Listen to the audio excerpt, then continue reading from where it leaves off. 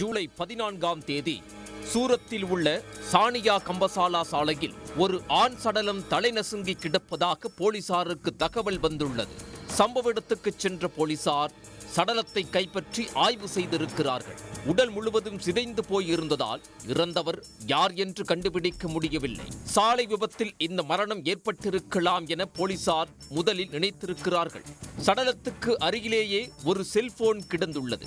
அந்த செல்போனை வைத்து போலீசார் விசாரணை நடத்தியதில் அது சிவ்குமார் என்பவருக்கு சொந்தமானது என்று தெரிய வந்துள்ளது. சிவ்குமாரின் மனைவி மீனா தேவியை தொடர்பு கொண்ட போலீசார் விஷயத்தை கூறியிருக்கிறார்கள். அவரும் சடலமாக மீட்கப்பட்டது சிவ்குமார் தான் என உறுதி செய்திருக்கிறார். வழக்கமாக கணவனை பறிகொடுத்த மனைவிகள் கதறி அழுவதை தான் போலீசார் பார்த்திருக்கிறார்கள். ஆனால் மீனாவின் கண்ணிலிருந்து ஒரு சொட்டு கண்ணீர் கூட வரவில்லை. சோகத்தின் ரேகை கூட அவர் முகத்தில் இல்லை. அதோடு எப்போது இன்சூரன்ஸ் பணம் கிடைக்கும் என்று போலீசாரிடம் கேட்டிருக்கிறார். இது சிவ்குமாரின் மரணத்தின் மீது சந்தேகத்தை ஏற்படுத்தி இருக்கிறது. அதோடு விபத்து நடந்த சாலையில் அதிக அளவுக்கு வாகனங்கள் வந்து செல்லாது. அந்த இடம் விபத்து நடக்கக்கூடிய ஆபத்தான பகுதியும் இல்லை. இதனால் போலீசாருக்கு சந்தேகம் அதிகரித்திருக்கிறது. அந்த பகுதியில் உள்ள சிசிடிவி காட்சிகளை ஆராய்ந்திருக்கிறார்கள். அப்போது சிவ்குமார் அவரது லாரிக்கு பெட்ரோல் பங்கில் டீசல் நிரப்பி இருக்கிறார். அவர் கூட வேறு ஒரு நபரும் இருந்திருக்கிறார். இருவரும் லாரியில் கிளம்பி சென்றிருக்கிறார்கள். சில மணி நேரங்களுக்கு பிறகு சிவ்குமார் மட்டுமே லாரியில் திரும்பி இருக்கிறார். அவருடன் வந்த நபரை காணவில்லை. இந்த சிசிடிவி காட்சி போலீசாரின் சந்தேகத்தை மேலும் அதிகப்படுத்தி இருக்கிறது. தொடர்ந்து விசாரித்திருக்கிறார்கள். அதில்தான் சிவ்குமார் புனேவில் உயிரோடு இருப்பதைக் கண்டு அதிர்ந்து போயிருக்கிறார்கள். உடனே புனேவுக்கு சென்ற போலீசார் சிவ்குமாரை மடக்கி பிடித்து விசாரித்துள்ளனர். அப்போதுதான் திரைப்படத்தையே மிஞ்சும் ஒரு கிரைம் த்ரில்லர் அம்பலமாக்கி உள்ளது. சாலையில் சடலமாக மீட்கப்பட்டது தேவி பிரசாத். சிவ்குமாரும் அவரும் 10 வருட நண்பர்கள். தேவி பிரசாத்தின் குடும்பம் உத்தரப்பிரதேசத்தில் உள்ளது.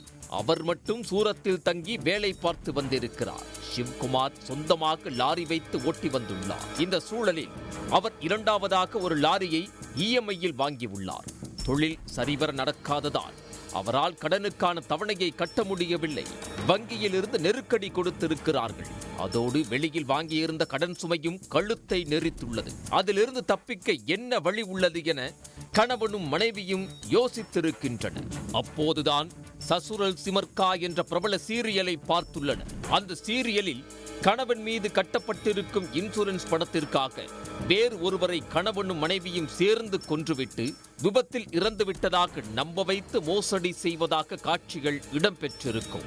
சிவகுமார் மீது 2 லட்சம் ரூபாய் இன்சூரன்ஸ் கட்டப்பட்டிருந்தது. இந்த சீரியலை பார்த்ததும் சிவகுமாரும் மீனாதேவியும் தேவானியில் வேறு ஒருவரை கொன்று 2 லட்சம் ரூபாய் பணத்தை அடைய நினைத்திருக்கிறார்கள். அதோடு வங்கியில் லாரிக்காக வாங்கிய கடனும் தள்ளுபடி செய்து விடுவார்கள் என்று திட்டம் போட்டிருக்கிறார். பணம் கைக்கு வந்ததும் வேறு ஒரு ஊரில் வேறு ஒரு பெயரில் வசிக்கலாம் என கனவு கண்டிருக்கிறார்கள். ஒரே கல்லில் 2 மாங்காய் அடிக்க நினைத்தவர்கள் வழிகடாவாக்க ஆளை தேடிய போதுதான் முதல் சாய்ஸாக தேவி பிரசாத் சிக்கி உள்ளார். காரணம், அவரது குடும்பம் வெளியூரில் உள்ளதால் தனிமரமாக இருக்கும் தேவி பிரசாத் காணாமல் போனால் யாருக்கும் எந்த சந்தேகமும் வராது என்று நினைத்துள்ளனர். கொலை திட்டம் தீட்டப்பட்ட பிறகு சிவ்குமார் தேவி பிரசாத்தை அழைத்து சென்று மது வாங்கி கொடுத்திருக்கிறார். அதோடு தனது உடைகளை அணிய வைத்திருக்கிறார். மதுபானத்தில் தூக்க மாத்திரை கலந்திருந்ததால் தேவி பிரசாத் சிறிது நேரத்திலேயே மயங்கிவிடவே அவரை சாலையில் வீசி லாரி ஏற்றி கொடூரமாக கொலை செய்திருக்கிறார். பிறகு சடலத்துக்கு அருகிலேயே தனது செல்போனை வீசிவிட்டு புனேவுக்கு தப்பிச் சென்றிருக்கிறார் சிவ்குமார்.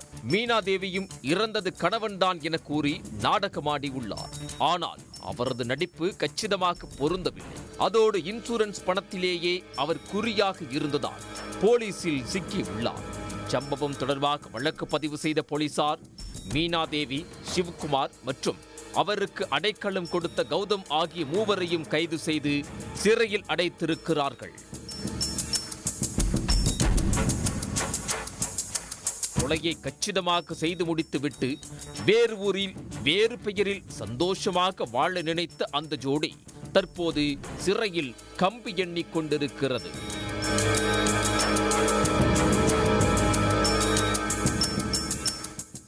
உடனுக்குடன் செய்திகளை தெரிந்து கொள்ள சன் நியூஸ் பெல் ஐகானை கிளிக் பண்ணுங்க.